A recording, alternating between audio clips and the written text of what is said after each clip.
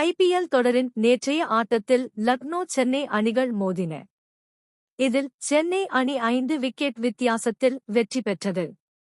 இந்த வெற்றியின் மூலம் நடப்பு தொடரில் சென்னை அணி 2 வெற்றிகளை பதிவு செய்துள்ளது.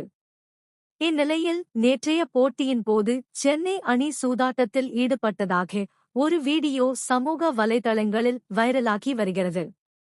ஒவ்வொரு போட்டியின் டாஸ் போடும்போது சொந்த மைதானத்தின் கேப்டன் டாஸ் சுண்டுவதும் எதிரணி கேப்டன் எதனை தேர்வு செய்வார் என்பதை மைக்கிலும் கூறி வருவது வழக்கம். ஆனால் நேற்றைய போட்டியில் டாஸ் போடுவதற்கு முன்பு தோனி ரிஷப் பண்ட் தோளில் தட்டிக் கொடுப்பார்.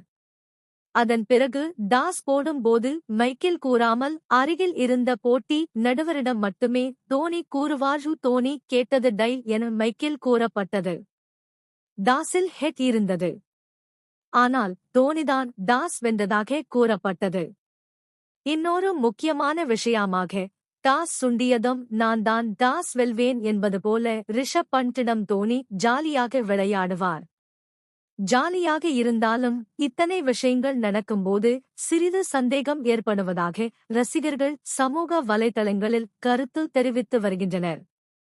மேலும் பலர் தோனிக்காக இந்த போட்டியை விட்டுக் கொடுத்தது போல இருந்ததாகவும் சிலர் விளக்கத்துடன் கூறி வருகின்றனர். கிரிக் இன்போ புள்ளிவிவரங்களின்படி 2020 முதலே தோனி ஸ்பின்னுக்கு எதிராக ஸ்ட்ரைக் ரேட் 94 தான் வைத்துள்ளார். வேகப்பந்து வீச்சை ஏன் கொடுத்தீர்கள்?